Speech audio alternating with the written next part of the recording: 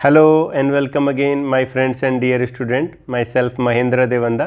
आज के इस वीडियो में हम बात करेंगे फाइलम सिलेंटेटा, जिसको हम निडेरिया के नाम से भी जानते हैं। इसके जनरल कैरेक्टर्स एंड क्लासिफिकेशन के बारे में बात करेंगे, यानी संघ सिलेंटेटा के सामान्य लक्षण और संघ सिलेंटेटा के वर्गीकरण के बारे में बात करेंगे। यहाँ हमें सिलेंट्रेट्स के दो ऑर्गेनिज्म दिखाए गए हैं, दो जीव दिखाए गए हैं। पहला आपको मूव करता हुआ दिखाई दे रहा है, जो कि एक जेलीफिश है।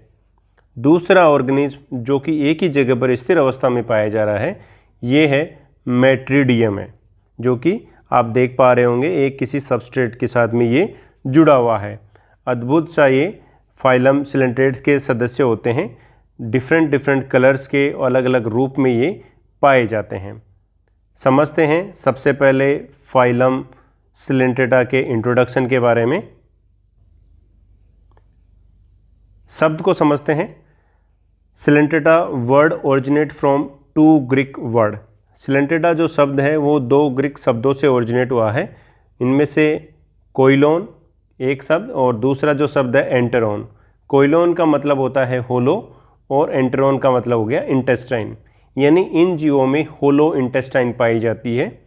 वास्तविक इंटेस्टाइन तो नहीं पाई जाती है, लेकिन जो कैविटी है वो एक होलो होती है, बड़ी कैविटी होती है। There is a central cavity inside the animal that is called coelenteron, और ये कैविटी बीच में होती है और बड़ी होती है, और इस कैविटी को सिलेंट्रॉन कहते हैं। और इन सिलेंट्रॉन कैविटी के कारण ही इसको फाइलम सिलेंटेटा कहा गया। Phylum coelenterata name was given by Rudolf Leuckart. जो फाइलम सिलेंटेटा नाम दिया गया था वो रुडोल्फ ल्यूकार्ट वैज्ञानिक द्वारा दिया गया था, 1847 में दिया गया था। यहाँ ये जो वैज्ञानिक हैं ये रुडोल्फ ल्यूकार्ट हैं, जिन्होंने ये जो सिलेंटेटा नाम है ये प्रपोज किया था। बर्तोल्ड हैशचेक ने 1888 में given name Cnidaria to phylum Coelenterata. Phylum Coelenterata को निडेरिया नाम बर्तोल्ड हैशचेक द्वारा दिया गया था। ये क्यों दिया गया? Due to presence of cnidocytes. Cnidocyte की उपस्थिति के कारण ये नाम दिया गया। निडोसाइट्स को हम निमेटोसाइट्स भी कहते हैं, या हम इन्हें निडोब्लास्ट सेल्स कहते हैं। द निडोब्लास्ट और निडोसाइट्स कंटेन स्ट्रिंगिंग कैप्सूल। इनके पास में स्ट्रिंगिंग कैप्सूल होता है या निमेटोसिस्ट पाए जाते हैं। The name Cnidaria originate from Greek word knidos. जो निडेरिया जो शब्द है वो भी ग्रीक भाषा से ओरिजिनेट हुआ है, जो कि निडोज है, पहला शब्द है, जिसका मतलब होता है विच मीन्स स्ट्रिंगिंग निडल, यानी ये एक दंश करने वाली एक निडल सुई के समान स्ट्रक्चर होती है।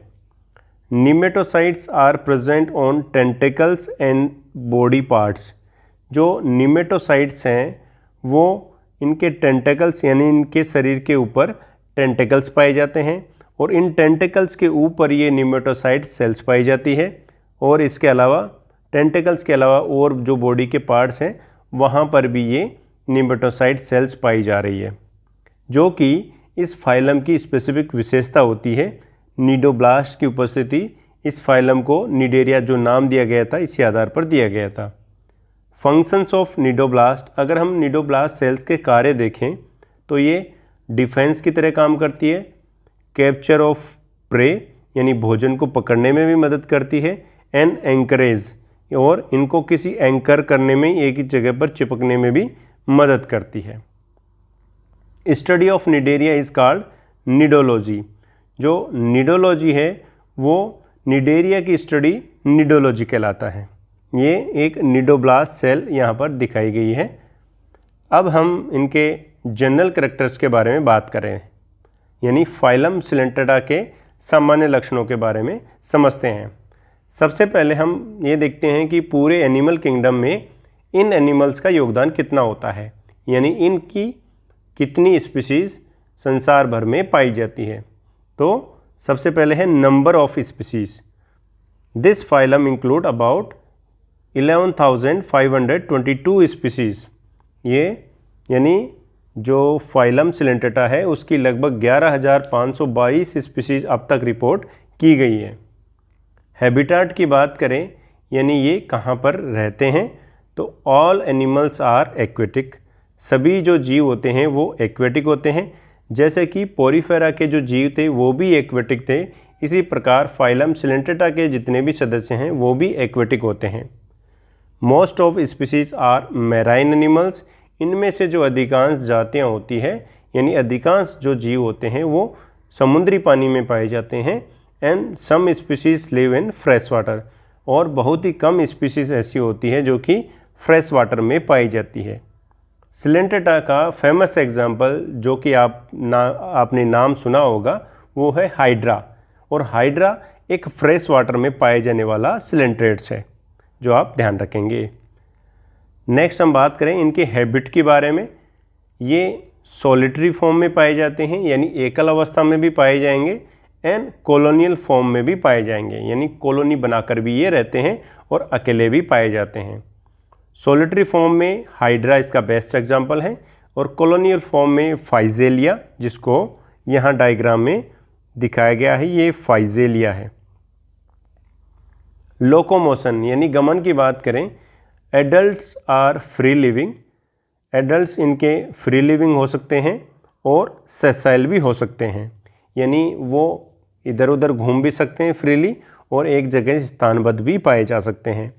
फ्री लिविंग के जैसे उदाहरण है हमारे पास ओरेलिया, जो कि यहाँ पर आपको दिखाई दे रहा है एनिमेशन के थ्रू, और दूसरा जो है सेसाइल यानी एक ही जगह पर चिपकी हुई अवस्था में, जो कि आपको ओबेलिया की यहाँ पर आपको कॉलोनी दिखाई गई है। इससे आप पता कर सकते हैं कि एक ही जगह पर स्थानबद्ध पाए जाते हैं, एक ही जगह चिपके हुए पाए जाते हैं। नेक्स्ट करैक्टर देखते हैं हम। नेक्स्ट है बॉडी ऑर्गेनाइजेशन, यानी इनके शरीर का जो संगठन हो वो किस प्रकार का होगा। तो इनका जो बॉडी ऑर्गेनाइजेशन है cell tissue grade of organisation, यानी कोशिका उत्तक प्रकार का, यानी यहाँ पर कोशिका तो पाई जा रही है, जैसे कि हमने पोरीफेरा में देखा था कि वहाँ पर मल्टी सेलुलर सेल ऑर्गेनाइजेशन पाया जाता है, यानी वहाँ पर टिश्यू नहीं पाए जा रहे हैं। लेकिन सिलेंट्रेट्स ऐसा फर्स्ट फाइलम है जहाँ पर टिश्यू का फॉर्मेशन हो जाता है। हालांकि सेल भी यहाँ पर पाई जा रही है, सेल मीन्स यहाँ पर कई सेल ऐसी है जो टिश्यू का निर्माण नहीं करती है, लेकिन यहाँ पर टिश्यू का ऑर्गेनाइजेशन शुरू हो जाता है, तो ये ध्यान रखेंगे। नेक्स्ट है सिमेट्री, यानी सममिति की बात करें तो most animals show radial symmetry, यानी अधिकांश जो जीव होते हैं उनमें अरीय सममिति रेडियल सिमेट्री पाई जाती है। And some have biradial symmetry, और कुछ एग्जाम्पल ऐसे हैं जिनमें बाई रेडियल सिमेट्री पाई जाती है, जैसे कि एंथोजोअन्स। एंथोजोआ इसकी एक क्लास है, उसके जो सदस्य होते हैं उनमें बाई रेडियल सिमेट्री पाई जाती है, जिसका एग्जाम्पल है सी एनिमोन्स। ये एक ग्रुप है जंतुओं का जिनमें बाई रेडियल सिमेट्री पाई जाती है। बॉडी स्ट्रक्चर, शरीर की संरचना की बात करें, यानी सिलेंट्रेट्स के जो जीव हैं उनकी शरीर किस प्रकार का होगा, तो body form by 2 germ layer, यानी यहाँ पर भी 2 जर्म लेयर पाई जाती है, डिप्लोब्लास्टिक होते हैं। जैसे कि पोरीफेरा डिप्लोब्लास्टिक होते हैं, ऐसे ही सिलेंट्रेट्स भी डिप्लोब्लास्टिक होते हैं। 2 जर्म लेयर पाई जा रही है। पहली है आउटर एपिडर्मिस। ट्रू एपिडर्मिस नहीं पाई जाती है, लेकिन बाहरी स्तर होने के कारण इसको हमने नाम दिया है एपिडर्मिस। ये है आउटर एपिडर्मिस, और अंदर ही अंदर की तरफ उसको कहते हैं inner gastrodermis. So first outer epidermis जिसका ओरिजिन होता है एक्टोडर्मल, और इनर गैस्ट्रोडर्मिस जिसका ओरिजिन होता है एंडोडर्मल। इसका मतलब क्या हुआ, सिर्फ 2 ही जर्म लेयर पाई जा रही है, एक तो एक्टोडर्म होगी और दूसरी होगी एंडोडर्म। यानी एक तो होगी बाहर की तरफ जो लेयर पाई जाएगी, डायग्राम के थ्रू देख सकते हैं, एक्टोडर्म जो बाहर की तरफ पाई जा रही है, और अंदर की तरफ जो पाई जा रही है उसको एंडोडर्म कहते हैं, और बीच में एक जिलेटिनस लाइक पदार्थ भरा हुआ आता है जिसको मीजोग्लिया कहते हैं। मीजोडर्म नहीं ओरिजिनेट होती है यहाँ पर, सिर्फ डिप्लोब्लास्टिक एनिमल होते हैं जैसे कि पोरीफेरेंस होते हैं। In between 2 layers A cellular layer called mesoglea is present. इनमें मीजोग्लिया इनमें प्रेजेंट होता है। ट्रूली इसको कहें यहाँ पर कुछ सेल पाई जाएगी तो इसको वास्तविक हम कहें तो मीजेनकाइम यहाँ पर पाया जाता है। Body contains a large body cavity is called सिलेंट्रॉन। Body के अंदर की तरफ एक बड़ी कैविटी होती है जिसको हम सिलेंट्रॉन कहते हैं, और इसको कई बार हम गैस्ट्रोवेस्कुलर कैविटी भी कहते हैं। यानी सिलेंट्रेट्स में गैस्ट्रोवेस्कुलर कैविटी या सिलेंट्रॉन कैविटी पाई जा रही है, जबकि पोरीफेरा में पैरागैस्ट्रिक कैविटी पाई जा रही थी। तो यहाँ पर गैस्ट्रोवेस्कुलर गैस्ट्रो क्यों नाम दिया गया? क्योंकि यह जो इंटेस्टाइन के जो कार्य होंगे वह भी ये जो कैविटी है सिलेंट्रॉन वही काम करेगी, इसलिए इसको गैस्ट्रोवेस्कुलर कैविटी नाम दिया गया है। अब यहाँ पर एक इम्पोर्टेंट सेल है जिसको आप ध्यान रखेंगे, इंटरस्टिशियल सेल। जो इंटरस्टिशियल सेल्स हैं हैव कैपेसिटी ऑफ टोटीपोटेंट, यानी इनके पास में टोटीपोटेंट नेचर की कैपेसिटी पाई जाती है, यानी ये किसी भी अन्य सेल का निर्माण कर सकती है, या हम यूँ कहें कि ये पूरे जीव का निर्माण कर सकती है, जो कि इनकी रीजनरेशन पावर को दर्शाती है, उनकी पुनरुद्भवन की कैपेसिटी को बताती है। जैसे कि हमने पोरीफेरा में जो सेल्स थी दूसरे प्रकार की आर्कियोसाइट, उनको हमने कहा था टोटीपोटेंट, उन्हीं के इक्विवेलेंट सिलेंट्रेटा में इंटरस्टिशियल सेल्स पाई जा रही है। अब डायग्राम के थ्रू हमें एक हाइड्रा यहाँ पर दिखाया गया है। हाइड्रा में आप ध्यान से देखेंगे टेंटाकल्स पाए जाते हैं, और ऊपर की तरफ एक हाइपोस्टोम पाया जाता है, और इसके हाइपोस्टोम के जस्ट नीचे की तरफ माउथ पाया जाता है। यहाँ ये ऑर्गेनिज्म होते हैं डिप्लोब्लास्टिक, तो हम इसको अगर काट के देखें तो और इसको ध्यान से देखें तो इसमें एक बाहरी लेयर जो कि एक्टोडर्म कहलाती है और अंदर की तरफ एंडोडर्म कहलाती है, ये लेयर पाई जाती है, और बीच में मीजोक्लिया पाया जा रहा है। एक्टोडर्म में कई प्रकार की जो सेल्स हैं वो पाई जाती हैं, जिसमें सबसे इम्पोर्टेंट वो है निमेटोसाइट सेल, जो कि इस संघ को निडेरिया नाम प्रोवाइड करवाने का काम कर रही है। इसके अलावा और भी सेल्स पाई जाती है, जैसे कि एक्टोडर्मल एपिथेलियल सेल्स पाई जाती है, इंटरस्टिशियल स्टेम सेल्स जो इनके पास में टोटीपोटेंट कैपेसिटी पाई जाती है, सेंसरी कुछ न्यूरॉन्स भी पाए जाते हैं। अब अगर हम एंडोडर्म की बात करें तो एंडोडर्म की सेल्स के पास में सीलिया पाए जाते हैं, कुछ ग्लैंड्स पाई जाती है, और एंडोडर्मल एपिथेलियम सेल्स भी पाई जाती है। ये बात हुई इसकी बॉडी के बारे में। अब हम समझते हैं इसके बॉडी फॉर्म के बारे में, जिसके बारे में आपने डेफिनेटली सुना होगा कि इनकी बॉडी में अलग अलग रूप पाए जाते हैं, यानी सिलेंट्रेट्स के जो जीव होते हैं बहुरूपिता दर्शाते हैं। Most animal found in 2 forms, जो अधिकांश जो जीव होते हैं उनमें 2 रूप पाए जाते हैं, यानी ये जो एनिमल्स होते हैं डाइमॉर्फिक होते हैं, जैसे कि मनुष्य होता है। क्योंकि मनुष्य में मेल और फीमेल अलग अलग होता है तो वो 2 रूप हो जाते हैं, डाइमॉर्फिक कहलाते हैं। ऐसे ही सिलेंट्रेट्स में भी मोस्टली डाइमॉर्फिक ऑर्गेनिज्म होते हैं, और इनके फॉर्म्स को प्रत्येक को हम एक को जोइड्स कहते हैं, जोइड कहते हैं। वन इज, जिसमें से एक होता है मेडुसा, जिसको हम फ्री लिविंग कहते हैं। अनदर इज पॉलिप, जो कि सेसाइल होता है। यानी इनमें सिलेंट्रेट्स में 2 बॉडी फॉर्म पाई जाती है। एक बॉडी फॉर्म को हम कहते हैं मेडुसा और दूसरी बॉडी फॉर्म को हम कहते हैं पॉलिप। अब हमें इसको समझना है कि पॉलिप और मेडुसा है क्या। देखो, पॉलिप और मेडुसा इनकी स्ट्रक्चर दिखने के आधार पर हमें इनको ये नाम दिया गया है। जैसे कि ये इस तरह की बेलनाकार अगर स्ट्रक्चर रखता है, ये जो बेलनाकार स्ट्रक्चर अगर रखता है तो इसको रखने वाले जीवों को हमने पॉलिप कहा, और अगर अम्ब्रेला शेप की स्ट्रक्चर रखता है तो उसको हमने मेडुसा कहा। यानी पॉलिप ऐसी स्ट्रक्चर होती है जो कि ट्यूबुलर स्ट्रक्चर होती है। सेसाइल यानी एक ही जगह पर स्थानबद्ध पाई जाती है। सोलिटरी होते हैं और इनके जीव कॉलोनियल होते हैं, अकेले भी पाए जा सकते हैं या कॉलोनी बनाकर भी पाए जा सकते हैं। जबकि जो मेडुसा होते हैं वो अम्ब्रेला शेप के होते हैं, फ्री लिविंग होते हैं, क्योंकि ये फ्रीली किसी सबस्ट्रेटम के साथ में जुड़े हुए नहीं रहते हैं तो फ्रीली घूमते रहते हैं। और सोलिटरी अकेले रहेंगे, जब घूमते रहेंगे तो अकेले ही घूमेंगे। तो ये पॉलिप है और ये मेडुसा है।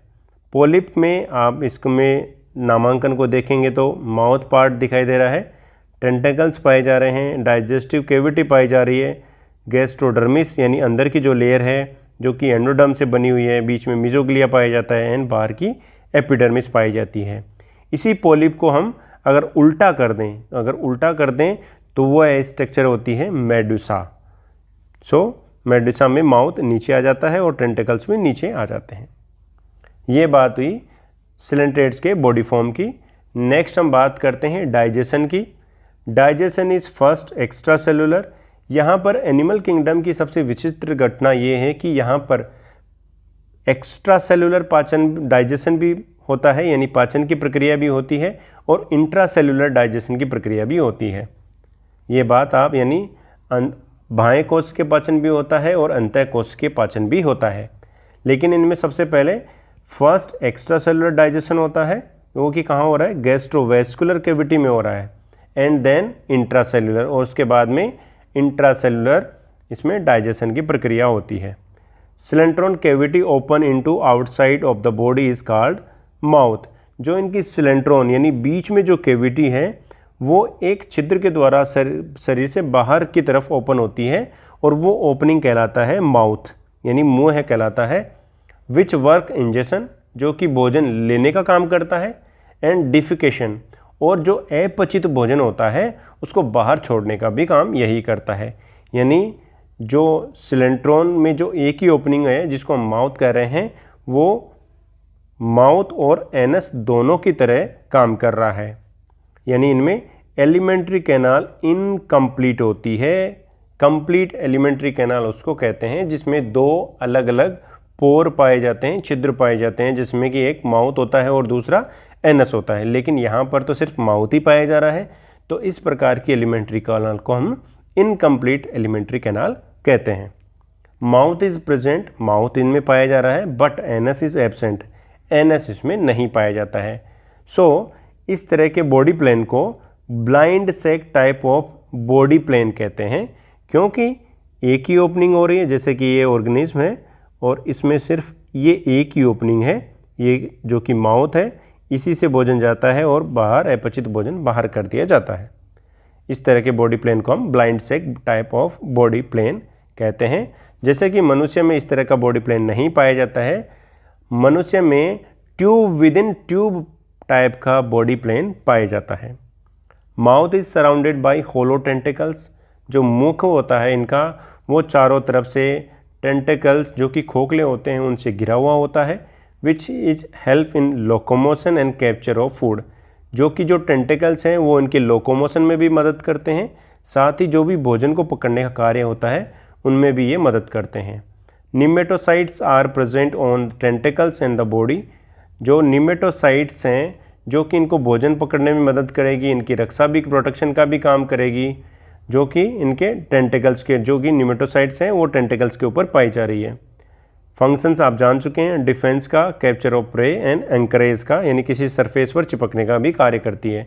डायग्राम में इस हाइड्रा ने, ये जो एनिमल है वो है हाइड्रा, इस हाइड्रा ने जिसका फेवरेट फूड डेफनिया है, डेफनिया को अंदर ले लिया और यहीं पर इनमें पाचन की प्रक्रिया होगी, और ये पड़ा हुआ है गैस्ट्रोवेस्कुलर कैविटी में। यहाँ कुछ पाचन होगा, बाह्य कोश के पाचन होगा, और फिर सेल्स के अंदर लेकर इनको पाचन किया जाएगा। नेक्स्ट हम समझते हैं स्केलेटन के बारे में, कंकाल के बारे में। इनमें exoskeleton made up of calcareous, calcareous का बना हुआ एक्सोस्केलेटन पाया जाता है, बाह्य कंकाल पाया जाता है। इसके अलावा इनमें मीजोग्लिया जो पाई जा रहा है वो एक्ट एज हाइड्रोस्टैटिक स्केलेटन, वो हाइड्रोस्टैटिक स्केलेटन की तरह भी कार्य करता है। यानी मीजोग्लिया है वो इसमें एक एनिमल्स में दाब प्रेशर क्रिएट करने में भी मदद करता है। Other skeleton form as calcium carbonate spicules, fibrous proteins, और इसके अलावा कैल्शियम कार्बोनेट की स्पाइक्यूल्स पाई जाती है और फाइब्रस प्रोटीन भी पाई जाती है। Polyp colony secrete calcium carbonate and forms corals.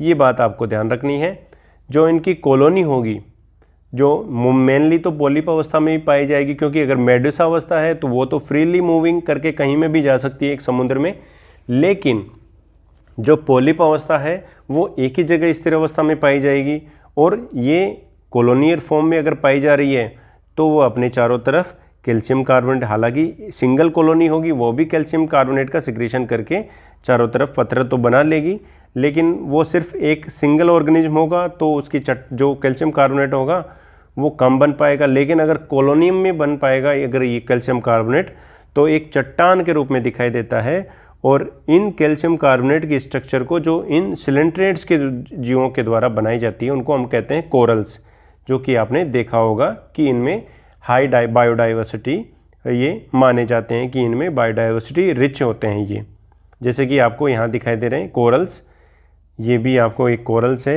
ये भी कोरल्स है। तो इन एनिमल्स के द्वारा कोरल्स का निर्माण किया जाता है, जो कि कोरल वास्तव में कैल्शियम कार्बोनेट का बना हुआ होता है। नेक्स्ट कैरेक्टर की बात करते हैं हम, रेस्पिरेशन यानी श्वसन, एक्सक्रीशन उत्सर्जन and circulatory system are absent. ये सिस्टम एब्सेंट होंगे क्योंकि यहाँ पर अभी पूरी तरह से चीज़ें डेवलप नहीं हुई है। रेस्पिरेशन ये सभी प्रोसेस तो होगी, लेकिन इनके जो ऑर्गन्स हैं वो नहीं पाए जाएंगे। रेस्पिरेशन एक्सचेंज ऑफ गैसेस जो हैं bye general body surface and by the simple diffusion process, सामान्य इनकी बॉडी की जो सतह है उनसे श्वसन की प्रक्रिया होगी, और जो प्रक्रिया होगी वो सिंपल डिफ्यूजन की प्रक्रिया के द्वारा होता है। Excretion occur by diffusion through general body surface, ऐसे ही उत्सर्जन की जो प्रक्रिया है वह भी विसरण विधि द्वारा होगा और सामान्य इनकी सतह बॉडी की जो सतह है उसके द्वारा संपादित होते हैं। Excretory product is mainly ammonia, इनका जो उत्सर्जी जो पदार्थ होता है मुख्य रूप से अमोनिया होता है, इसलिए इन एनिमल्स को अमोनोटैलिक कहते हैं क्योंकि ये अमोनिया का सिक्रेशन करते हैं। चूँकि ये एक्वेटिक हैबिटाट में पाए जाते हैं तो अमोनिया उत्सर्जित करने में इनको दिक्कत नहीं होती है, क्योंकि जो फुल्ली एक्वेटिक हैबिटाट में पाए जा रहे हैं तो वो आसानी से अमोनिया को सिक्रीट कर सकते हैं। अमोनिया विषैली होती है तो इसके सिक्रीशन के लिए अधिक पानी की आवश्यकता पड़ती है। एक्सक्रीटरी ऑर्गन इसमें नहीं पाए जाते, एब्सेंट होते हैं। अब यहाँ पर एक और इम्पोर्टेंट कैरेक्टर्स आता है, नर्वस सिस्टम इस प्रिमिटिव। नर्वस सिस्टम इनमें प्रिमिटिव टाइप का पाया जाता है, अगर हम सिस्टम नहीं कहें तो बेटर है। नर्व इनमें नर्व कुछ नेट पाई जाती है and consist of a diffuse nerve net, इनमें डिफ्यूज टाइप की नर्व नेट पाया जाता है, न्यूरॉन्स का एक जाल पाया जाता है, जो कि जो न्यूरॉन्स होती है वो नॉन पोलर, जिनको हम अपोलर भी कहते हैं, यानी उनमें जो मैसेज की जो डायरेक्शन होती है वो फिक्स नहीं होती है, यानी इनमें जो एक्सोन होता है वो नहीं पाया जाता है। लेकिन यहाँ पर नर्व नेट की उपस्थिति ये बताता है कि यहाँ पर नर्वस सिस्टम की शुरुआत हो जाती है, यानी सिलेंट्रेट्स वो पहला फाइलम है जहाँ पर न्यूरॉन्स की स्टार्ट यानी नर्व सिस्टम की स्टार्टिंग हो जाती है, जैसे कि आप इसमें नर्व नेट देख पा रहे हैं। Sensory organs are present in form of statocyst and ocelli. यहाँ पर स्टेटोसिस्ट जो कि फर्स्ट सेंसरी ऑर्गन के रूप में सबसे पहले सिलेंट्रेट्स में अपीयर हो रहा है, ये भी आप ध्यान रखेंगे। स्टेटो जो सिस्ट है वो एक बैलेंसिंग ऑर्गन के रूप में कार्य करता है, यानी इनके शरीर का संतुलन बनाए रखने में मदद करता है। अगर इसका मतलब ये हुआ कि स्टेटोसिस्ट विकसित किस में पाया जाएगा, वो इनकी मेडुसा अवस्था में पाया जाएगा, जो कि फ्री मूविंग अवस्था है, क्योंकि उसी को बैलेंस बनाए रखने में भी आसानी होगी, क्योंकि उसको ही मूव करना होता है एक स्थान से दूसरे स्थान पर। नेक्स्ट हम बात करते हैं रिप्रोडक्शन की, यानी प्रजनन की। Animals are unisexual and bisexual. ये एनिमल्स यूनिसेक्सुअल हो सकते हैं या बाइसेक्सुअल होते हैं। अधिकांश जो होते हैं बाइसेक्सुअल होते हैं, यानी हर्मोफ्रोडाइट होते हैं, जिसका मतलब एक ही ऑर्गेनिज्म के ऊपर male and female reproductive organ पाए जाते हैं। एसेक्सुअल रिप्रोडक्शन ये बाय बडिंग यानी मुकुलन द्वारा होता है। Sexual reproduction by fusion of male and female gamete के द्वारा होता है। फर्टिलाइजेशन में एक्सटर्नल इंटरनल दोनों प्रकार का हो सकता है। आप यह बात ध्यान रखेंगे कि जो फाइलम पोरीफेरा है उसमें जो फर्टिलाइजेशन होता है वो इंटरनल होता है, जबकि जो एनिमल्स, जो अधिकांश एनिमल्स के बारे में हम ये समझते हैं कि जो एक्वेटिक हैबिटाट में रहते हैं उनमें एक्सटर्नल फर्टिलाइजेशन पाया जाता है, जबकि यहाँ पर जो पोरीफेरा था जो हम पढ़ चुके हैं प्रीवियस वीडियो में, उसमें फर्टिलाइजेशन इंटरनल होता है। लेकिन यहाँ सिलेंट्रेट्स में भी एक्सटर्नल एंड इंटरनल फर्टिलाइजेशन अलग अलग स्पीशीज़ में ये अलग अलग प्रकार से हो सकता है। डेवलपमेंट इनडायरेक्ट प्रकार का होगा, यानी एक लार्वा अवस्था पाई जाएगी, फ्री स्विमिंग लार्वल स्टेजेस पाई जाती है। ये लार्वल स्टेजेस कौन सी हैं, जैसे कि प्लानुला, ये सबसे महत्वपूर्ण है जो कि आप ध्यान रखेंगे। प्लेनुला लार्वा अवस्था पाई जा रही है। हाइड्रुला इसकी यंग वन स्टेज है, जिसको कई बार हम लार्वा की संज्ञा दे देते हैं। ये ओबेलिया में पाए जा रहे हैं। प्लेनुला से लगभग सभी ऑर्गेनिज्म में देखने को मिलता है जो लार्वा अवस्था है। इसके अलावा स्काइफिस्टोमा जो है वो जेलीफिश में, इफाइरा ये भी जेलीफिश में हमें देखने को मिलता है। इसके अलावा रीजनरेशन पावर इज़ हाई, इनमें जो रीजनरेशन की जो कैपेसिटी होती है यानी पुनरुद्भवन की जो कैपेसिटी होती है वो अधिक होती है। यहाँ एनिमेशन के थ्रू आप देख पा रहे हैं ये एक हाइड्रा है। हाइड्रा में एक छोटी सी यहाँ पर बर्ड निकल रही है और ये बर्ड यहाँ से अलग होकर एक दूसरा हाइड्रा बना रही है, दूसरे हाइड्रे का निर्माण हो रहा है। दूसरा ये है, यहाँ पर आपको एक कॉलोनियल फॉर्म में दिखाई दे रहे हैं। इसमें कई रूप पाए जाते हैं, जिसमें से ये अलग होकर इनके द्वारा एग बनाए जाते हैं, एक्चुअली फीमेल गैमेट बनाए जाते हैं और स्पर्म बनाए जाते हैं यानी मेल गैमेट बनाए जाते हैं। दोनों का फ्यूजन होकर जाइगोट का निर्माण होता है, ब्लास्टुला, और फिर इसके बाद में एक लार्वा अवस्था होती है जिसको हम प्लेनुला लार्वा कहते हैं और एक किसी सबस्ट्रेटम पे जाकर जुड़ जाती है और एक ओबेलिया कॉलोनी का निर्माण हो जाता है। नेक्स्ट हम बात करते हैं पॉलीमॉर्फिज्म के बारे में, यानी बहुरूपता के बारे में बात करते हैं, जो कि फाइलम सिलेंट्रेटा की एक विशेषता होती है। It is a phenomena of division of labour, ये एक कार्य विभाजन का एक घटना होती है, ये एक तरीका होता है। In which different in structure and functions, जिसमें अलग अलग कार्य किए जाते हैं और अलग अलग इनकी संरचनाएं होती है। Are assign to different individuals in a colony, जिसमें एक कॉलोनी में अलग अलग इंडिविजुअल्स को, अलग अलग जीवों को अलग अलग कार्य और इनके स्ट्रक्चर के आधार पर काम सौंपे जाते हैं। Members of colony are called zooids, जो कॉलोनी के जो मेंबर्स होते हैं उनको यहाँ पर जोइड्स कहते हैं, जैसे कि गैस्ट्रोजोइड्स जो कि न्यूट्रिशन में मदद करते हैं यानी न्यूट्रिशन लेने में मदद करते हैं, गोनोजोइड्स जो कि रिप्रोडक्शन में मदद करते हैं, डेक्टाइलोजोइड्स जो कि डिफेंस मैकेनिज्म को प्ले करते हैं। अब यहाँ पर एक स्पेशल टर्म आती है जिसको हम मेटाजेनेसिस कहते हैं, जो कि आपको ध्यान में रखनी है। ये मेटाजेनेसिस जो क्रिया विधि है या जो मैकेनिज्म है, ये सिर्फ और सिर्फ आपको फाइलम सिलेंट्रेट में यानी एनिमल किंगडम में सिर्फ यहीं पर आपको देखने को मिलती है। It is a alternation of generation between sexual and asexual reproduction in some cnidarian. कुछ निडेरियंस में सेक्सुअल और एसेक्सुअल जो रिप्रोडक्शन की जो स्टेजेज हैं उनमें अल्ट्रेशन पाया जाता है, इनकी जनरेशन में अल्ट्रेशन एकांतरण पाया जाता है। एक बार आती है मेडुसा अवस्था जो कि इसकी सेक्सुअल स्टेज होती है। मेडुसा के बाद में मेडुसा से पॉलिप बनता है, पॉलिप से वापस मेडुसा बनता है, मेडुसा से पॉलिप बनता है, यानी इसमें पीडी एकांतरण पाया जाता है।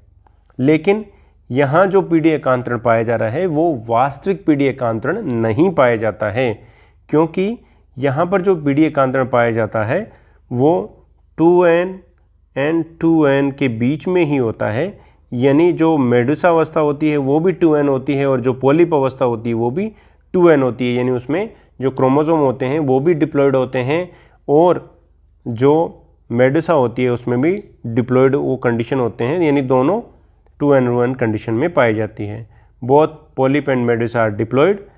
Polyp produce medusa asexually, polyp जो हैं वो मेडुसा बनाते हैं asexually, and medusae form polyp by sexually, और सेक्सुअली ये पॉलिप का निर्माण हो जाता है, जैसे कि ओबेलिया को हम समझते हैं। ये एक ओबेलिया यहाँ पर दिखाया गया है। इसकी जो ये पॉलिप स्टेज है, ये पॉलिप स्टेज है, इसके द्वारा मेल और फीमेल मेडुसा का निर्माण होता है, यानी हम यूँ कहें कि मेडुसा अवस्था का निर्माण होता है और इनका निर्माण एसेक्सुअल रिप्रोडक्शन के माध्यम से हो जाता है। अब इन मेडुसा के द्वारा सेक्सुअल रिप्रोडक्शन होगा, यानी इनके द्वारा एक फीमेल गैमेट प्रोड्यूस किया जाता है और दूसरे के द्वारा मेल गैमेट प्रोड्यूस किया जाता है और एक जाइगोट का निर्माण होता है, और ये जाइगोट आगे जाकर एक लार्वा में कन्वर्ट होता है, लार्वा सेटल होता है और ये एक पॉलिप का निर्माण करता है।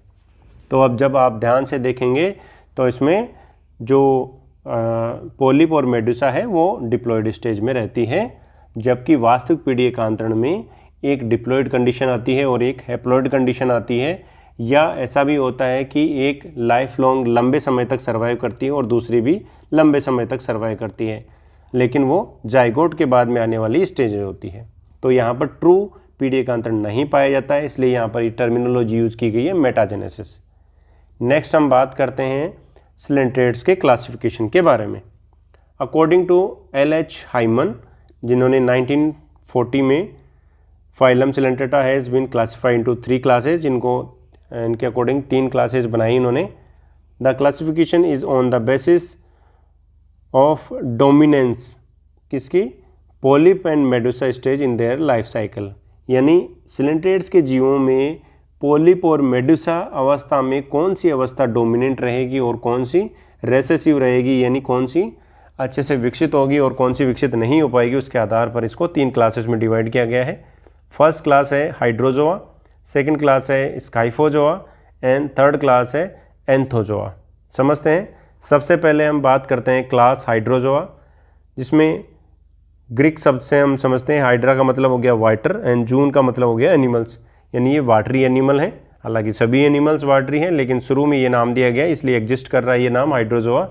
इनके हैबिटाट मोस्टली मैराइन होते हैं and some are fresh water, यानी हाइड्रोजोआ के एनिमल्स ही ऐसे हैं जो कि फ्रेश वाटर में ही पाए जाएंगे।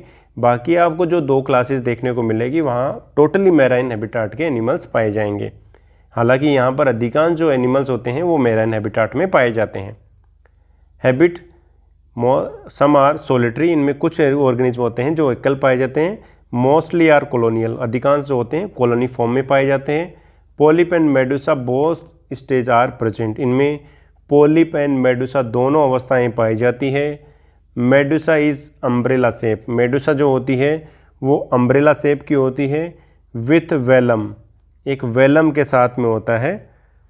और वेलम वास्तव में क्या है, मस्कुलर फोल्ड होता है, मसल्स का एक फोल्ड होता है जिसको हम वेलम कहते हैं। और ये मस्कुलर फोल्ड जिनमें पाया जाता है उसको हम विलम कहते हैं। और विलम युक्त मेडुसा को हम क्रेस्पिडोट मेडुसा कहते हैं, यानी medusa with velum is called craspedote medusa, जो यहाँ पर हाइड्रोजोआ में पाई जाती है।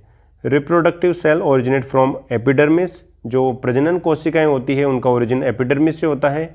Cnidoblast cell absent in gastrodermis, जो अंदर की जो लेयर है उसमें निडोब्लास्ट सेल्स, जो कि इस फाइलम की विशेषता होती है, अंदर वाली लेयर में एब्सेंट होती है, जबकि बाहर वाली लेयर में ये प्रेजेंट होती है। In hydra only polyp stage is present, hydra में सिर्फ पॉलिप अवस्था पाई जाती है, मेडुसा अवस्था टोटली एब्सेंट होती है। सिलेंट्रोड अनडिवाइडेड होती है, सिलेंट्रोड में किसी प्रकार का, सिलेंट्रोन क्या है, सिलेंट्रोन एक इसकी कैविटी है, बॉडी कैविटी है, जो कि यहाँ पर अनडिवाइडेड होती है। एग्जाम्पल हाइड्रोजोआ के एग्जाम्पल के बारे में बात करें, सबसे फेमिलियर जिससे आप फेमस भी हैं, जिसको आप जानते भी हैं, जिसको हम हाइड्रा के नाम से जानते हैं, जिसको हम फ्रेश वाटर पॉलिप कहते हैं, पॉलिप अवस्था में और फ्रेश वाटर में पाया जाता है। तो आप ये नाम ध्यान रखेंगे हाइड्रा का, क्योंकि एकमात्र जो सिलेंट्रेट्स हैं जो आपको ध्यान में रखना है, क्योंकि फ्रेश वाटर में पाया जा रहा है। ओबेलिया, इसको सी फर कहते हैं, फर के समान होने के कारण, पंखों के समान होने के कारण ये कॉलोनियल फॉर्म में पाया जाता है, क्योंकि इसमें ये ओबेलिया है।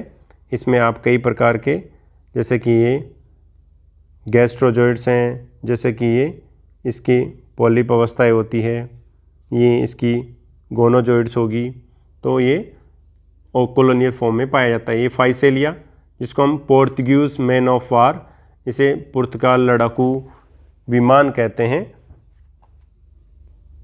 यानी पुर्तगाली जो लोग थे उनमें जो युद्ध के समय जो युद्धपोत काम में लिया जाता था, उसके समान ये जो ऑर्गेनिज्म है इस तरह का दिखाई देता था, तो इसलिए इसको ये नाम दिया गया है। ये है फाइसेलिया, जो कि ये भी कॉलोनियल फॉर्म में पाया जाता है। नेक्स्ट इसी के एग्जांपल जैसे कि वेलेला, जिसको हम स्मॉल सेल कहते हैं, यानी छोटी नाव।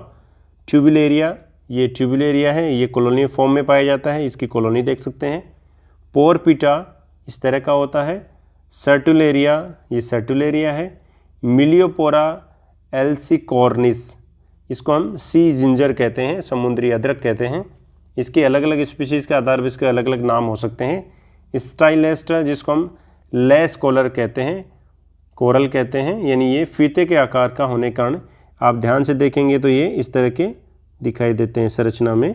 तो इसलिए इसको नाम दिया गया है। इसके अलावा है बोगेनवेलिया, ये कुछ एग्जाम्पल है जो आपको ध्यान रखना है। क्लास सेकंड है स्काइफोजोआ। स्काइफोज का मतलब होता है कप एंड जून का मतलब होता है एनिमल्स। इनका habitat exclusively found in marine habitat. यहाँ पर फ्रेश वाटर में कोई ऑर्गेनिज्म नहीं है, सिर्फ सभी समुद्री पानी में पाए जाते हैं। ये सोलिटरी होते हैं, एकल होते हैं। अगर एकल हैं तो इसका मतलब यहाँ पर जो मेडुसा अवस्था है वो डोमिनेंट रहती है। फ्रीली स्विमिंग अवस्था पर पाई जाती है। Medusa is dominant and it is large bell और अम्ब्रेला शेप। ये बड़ी घंटे के आकार की या छतरी के आकार की होती है। कौन? Medusa. Polyp is short live और एब्सेंट। पॉलिप अगर प्रेजेंट होगी तो वो छोटी अवस्था होगी और या इनमें एब्सेंट होगी। Commonly known as jellyfish. ये जितने भी सदस्य हैं उनको हम जेलीफिश कहते हैं because mesoglea thick and jelly like. इनमें जो मीजोग्लिया होगा जो कि मोटा होता है और ये जेली लाइक होता है। Vilam absent in Medusa. इसमें मेडुसा में विलम एब्सेंट होता है, तो इस प्रकार की मेडुसा को हम एक क्रेस्पिडोटा मेडुसा कहते हैं। एक क्रेस्पिडोटा मेडुसा कहते हैं। तो आप ध्यान रखेंगे एक क्रेस्पिडोटा क्यों नाम दिया गया है, क्योंकि इसमें वेलम एब्सेंट होता है और वेलम वास्तव में क्या है? मस्कुलर फोल्ड है। निडोब्लास्ट सेल्स यानी जिनको हम स्टिंग सेल कहते हैं are found in both layer. दोनों लेयर में पाई जाती है, एपिडर्मिस एंड गैस्ट्रोडर्मिस में। Reproductive cell originate from gastrodermis, अंदर वाली लेयर से रिप्रोडक्टिव सेल का ओरिजिन हो रहा है। इफायरा लार्वा इनमें सामान्यतः रूप से पाया जाता है। एग्जाम्पल जैसे कि ओरेलिया जिसको हम जेलीफिश कहते हैं। वास्तविक फिश नहीं है, ये समुद्र में पाई जाती है और तैरती हुई अवस्था में पाई जाती है, सॉफ्ट होती है, तो सॉफ्ट होने के कारण इसको जेली, और ये फ्रीली मूविंग करता हुआ रहता है तो इसको जेलीफिश कहते हैं। राइजोस्टोमा, इसको मैनी माउथ कहते हैं। ये राइजोस्टोमा है, दिखने में दूर से यहाँ पर बहुत सारे माउथ दिखाई दे रहे हैं इसलिए इसको राइजोस्टोमा। साइनिया जिसको सन जेली कहते हैं, ये सन के समान, सूर्य के समान चमकता हुआ दिखाई देता है। नेक्स्ट क्लास है थर्ड एंथोजोआ, जिसको हम एक्टिनोजोआ भी कहते हैं। एंथोस का मतलब होता है फ्लावर और जोइड्स का मतलब, जून्स का मतलब होता है एनिमल्स, यानी फ्लावर लाइक एनिमल्स होते हैं। फूल के समान हमें जंतु दिखाई देते हैं। एक्सक्लूसिवली मैराइन होते हैं। सोलिटरी और कॉलोनियल फॉर्म में पाए जाते हैं क्योंकि एक ही जगह पर चिपके हुए पाए जाते हैं और कॉलोनी बनाकर रहते हैं। इसका मतलब ये पॉलिप अवस्था इनमें डोमिनेंट होगी क्योंकि एक ही जगह चिपके हुए पाए जाते हैं और पॉलिप अवस्था होती है वो एक ही जगह पर स्थिर अवस्था में पाई जाती है, जबकि मेडुसा तो फ्री रहती है। तो एंथोजोआ में जो पॉलिप है वो डोमिनेंट होती है। Only polyp stage are found, medusa stage is absent. Metagenesis में नहीं पाया जाएगा, इसका मतलब निडोब्लास्ट सेल इनमें are found in both layer, दोनों लेयर में पाई जाती है, एपिडर्मिस और गैस्ट्रोडर्मिस में। 2 types of animals are present, इसमें 2 प्रकार के एनिमल्स, जिसमें एक को हम कहते हैं एनिमोन्स और दूसरे होते हैं कोरल। एनिमोन्स में एक्सोस्केलेटन नहीं पाया जाता है, जो कैल्केरियस कैल्शियम कार्बोनेट का जो एक्सोस्केलेटन है बाएं कंकाल में, वो एनिमोन्स में नहीं पाया जाता है। जैसे कि एग्जाम्पल में एडेम्सिया मेट्रिडियम, ये कॉमन सेल विथ यूपेगुरस, ये यूपेगुरस के साथ में सहभोजिता दर्शाते हैं। कोरल्स एक्सोस्केलेटन प्रेजेंट होता है और वो कैल्शियम कार्बोनेट का बना हुआ होता है। Single polyp exoskeleton is called corallite, ये आप ध्यान रखेंगे। एक सिंगल पॉलिप के एक्सोस्केलेटन को हम कहते हैं corallite, while whole colony exoskeleton is called corallium. जो पूरी कॉलोनी का अगर एक्सोस्केलेटन होगा उसको हम कहते हैं कोरेलियम। ग्रेट बैरियर रीफ, यहाँ हम कोरल के नाम से कोरल रीफ का नाम ध्यान रखेंगे, जो कोरल के द्वारा रीफ का निर्माण होता है, जिसको हम यहाँ पर ग्रेट बैरियर जो रीफ है, जो सबसे बड़ी जो कोरल की रीफ बनी हुई है, जो कि 2400 किलोमीटर लंबी है, जो कि ऑस्ट्रेलिया में पाई जाती है, जो आपको नाम ध्यान रखना है। एग्जाम्पल मेट्रिडियम, जिसको हम सी एनिमोन कहते हैं, ये मेट्रिडियम है।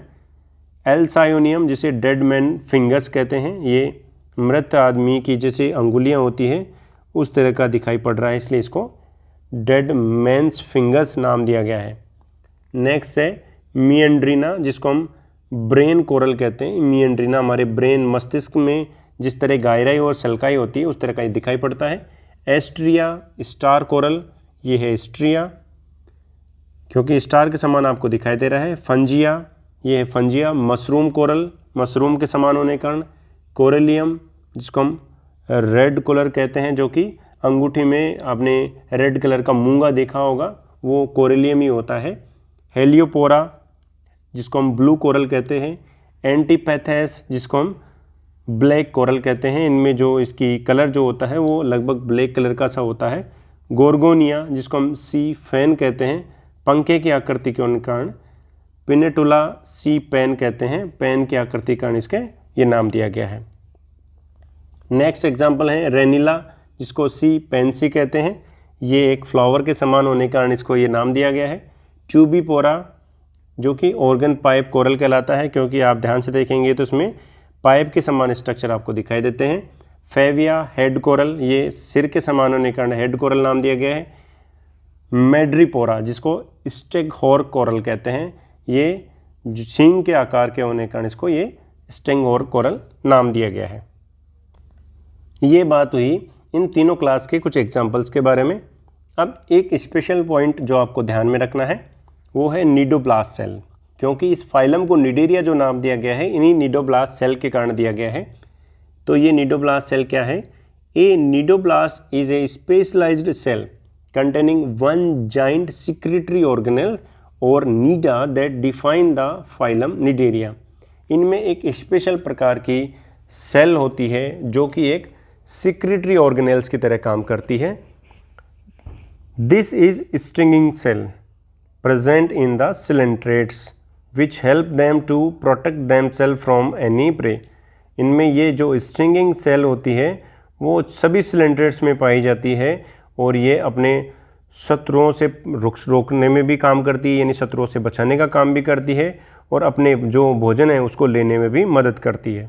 जैसे कि ये हाइड्रा है, हाइड्रा के टेंटिकल्स के ऊपर जब इसको ध्यान से देखें तो इस तरह की जो स्ट्रक्चर है, आपको ब्लू कलर की जो स्ट्रक्चर है ये निडोब्लास्ट सेल है और ये इस तरह की दिखाई पड़ती है। यहाँ पर एक आपको एक कैप्सूल के समान दिखाई पड़ रहा है। तो जैसे ही ट्रिगर होता है तो अंदर का जो ये कोयल लिपटा हुआ जो ट्यूब लाइक स्ट्रक्चर होती है ये बाहर आ जाती है और इसके ऊपर जो भी सेल्स जो भी इसमें पदार्थ होता है वो इस जो प्रे होगा, जैसे कि मान लीजिए कि ये हाइड्रा का भोजन डेफनिया है तो डेफनिया के अंदर का ये हिप्नोटॉक्सिन छोड़ देती है, जिससे कि ये जो एनिमल होता है वो मर जाता है और इसके बाद में इसको खाने के रूप में काम में लिया जाता है। जैसे कि ये अनडिस्चार्ज आपको निडोब्लास्ट सेल दिखाई गई है, ये डिस्चार्ज निडोब्लास्ट सेल है। इस सेल में यहाँ पर आपको ओपरकुलम एक छिद्र दिखाई दे रहा है, नीमेटोसिस्ट ये स्ट्रक्चर है, कोयल थ्रेड पाया जाता है जो कि बाहर की तरफ ये एक्सपेंड हो चुका है। इसके न्यूक्लियस आपको दिखाई दे रहा है, ये लेसो जिससे ये जो स्ट्रक्चर है ये जुड़ी हुई है। इसमें बहुत सारे छोटे छोटे बारब्यूल्स पाए जाते हैं, बड़ा बार्ब्स पाया जाता है और एक साफ्ट भी पाया जाता है। तो ये जो स्ट्रक्चर है निडोब्लास्ट ये इम्पोर्टेंट है, ये आप ध्यान रखना है। निडोब्लास्ट रिलीज हिप्नोटॉक्सिन, ये भी आप ध्यान रखना है। इनसे क्या निकलता है हिप्नोटॉक्सिन, और हिप्नोटॉक्सिन वास्तव में क्या है? Combination of phenols and proteins. इसमें प्रोटीन्स और फिनॉल्स का कॉम्बिनेशन होता है और ये विष की तरह काम करता है, विच पैरालाइज द प्रे एंड और even may result in death. ये तो या तो पैरालाइज कर देगा ये सामने वाले प्रे को या उसकी डेथ भी हो सकती है। तो इस प्रकार से जो निडोब्लास्ट सेल्स हैं वो सिलेंट्रेट्स में बहुत ही महत्वपूर्ण कार्य कर रही है, क्योंकि इनको बचाने में भी काम करती है, इनको भोजन पकड़ने में भी मदद करती है। तो ये बात हुई निडोब्लास्ट सेल्स की। उम्मीद है जो आपको ये पार्ट था ये समझ में आया होगा।